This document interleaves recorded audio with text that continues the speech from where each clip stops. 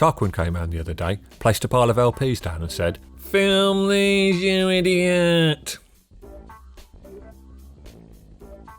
He then liberated a bottle of vodka from the cupboard and left without further words. It's no wonder Charlotte isn't interested in taking him back with his disregard for social niceties. He didn't inform me why he wanted the albums filmed, perhaps to use as a record for insurance purposes because he's too lazy to list them all. Several texts have been received from him since the records arrived, most calling me an idiot and telling me to hurry up. Some texts did pertain to his collection, and I've tried to incorporate their content in this video. No matter what follows, Tarquin is forgiven. I too own this album, and it's the record I've played more than any other. 15 minutes and 57 seconds of sparkling guitar and youth. One should never dismiss any David Byrne project without investigation. Every Mumford & No Talent project, of course, should be dismissed out of hand. Brian May's hair has been much derided, and rightly so.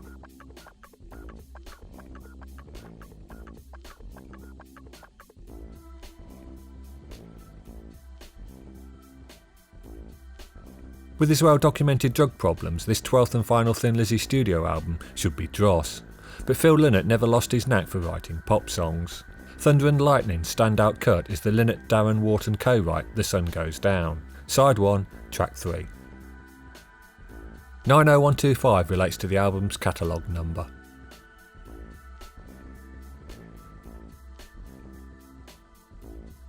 Should I Stay or Should I Go is a dreadful track.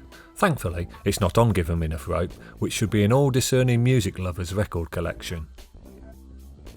I asked the Falkirk genius, hello Andrew, to write an appraisal of Whitesnake's keyboard player on this album, John Lord, because the genius is Falkirk's finest pianist, but he was too busy being a genius, and unreliable. Tarquin claims when he received this LP as a Christmas present in 1984, the sticker price was still on, and it read £6 10p. Continuing that £6 10p was a lot to pay for an album at that time, with the average cost being £5. Lloyd Cole was born in Buxton, Derbyshire. The only thing I know about Buxton is they hold well-dressing festivals each year. This 1984 release was a compilation cash-in from the Tube TV show, which was a youth-orientated music programme broadcast on Channel 4 between 1982 and 1987. As Paul Heaton resignedly sings on Side 2 Track 1, it's sheep we're up against. Unfortunately, we still are. Goodness knows where Tarquin obtained this from. A quick look at the vinyl revealed it to be heavily scratched, too scratched to be played. Marty Pellow lifted the lyrics of nearly a whole verse from Heartbreaking World, Side 2, Track 2 of Cozy Fan Tutti Frutti, and used it in Wet Wet Wet single Angel Eyes. Squeeze lyricist Chris Difford was subsequently given a writing credit for Angel Eyes. Pellow's larceny didn't upset Difford too much, as they worked together afterwards, with Pellow even living in Difford's house for a spell. Later presses of this album were not gatefold covers like Tarquin's, in order to save money.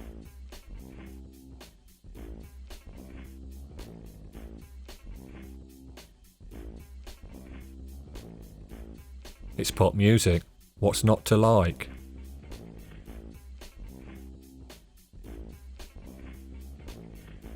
Special low price. That would have appealed to Tarquin.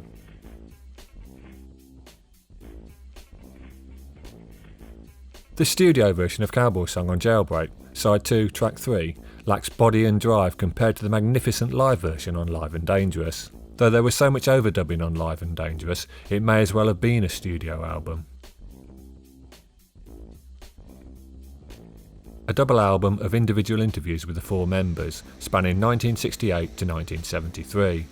Interspersing the interviews are instrumental Beatles covers, probably because the Beatles tried to ban the record's release and didn't want their original songs associated with it.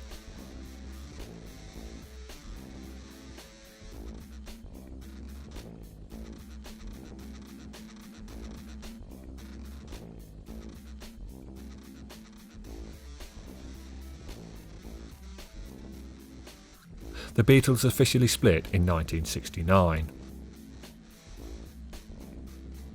The second Sting appearance in this collection.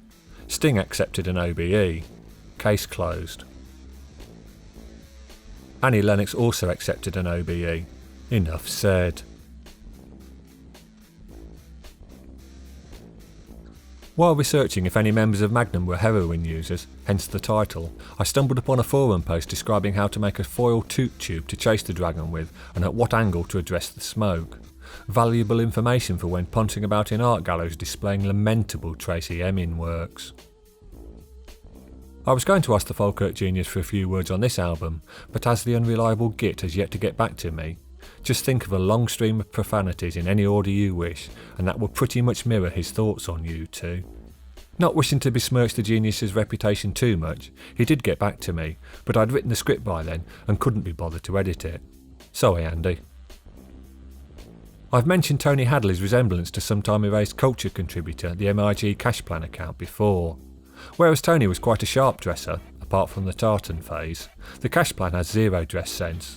So bad is his sartorial taste, I used to take 2 shirts with me when we visited different towns for a night out, and the Cash Plan always pulled wearing one of them. It was nothing to do with my shirts though, women just loved him. Best looking lad in the world.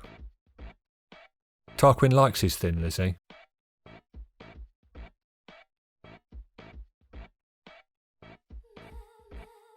Hide and Seek, Side 1, Track 4, has stood the test of time.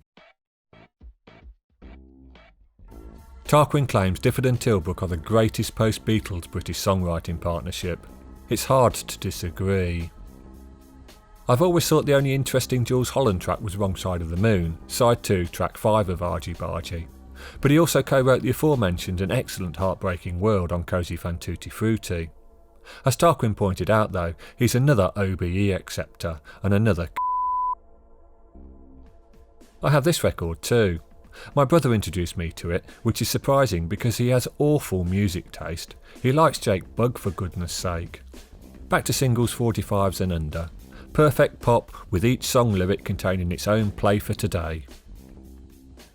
Gothic, cinematic, 2 adjectives I've been trying to work into an erased culture script for ages.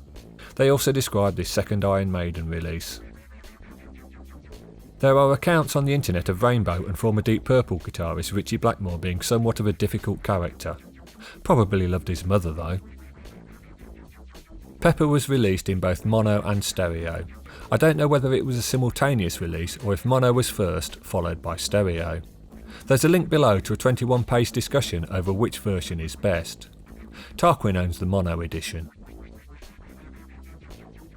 Live and Dangerous came about when Tony Visconti, who had produced Lizzie's previous album Bad Reputation, didn't have time to produce their next studio release, but he did have 2 weeks in which to bring together a record from existing live recordings. As mentioned previously, it was heavily overdubbed, with Visconti reported to have said 75% was studio recorded. This figure rings true, because it's a polished listen.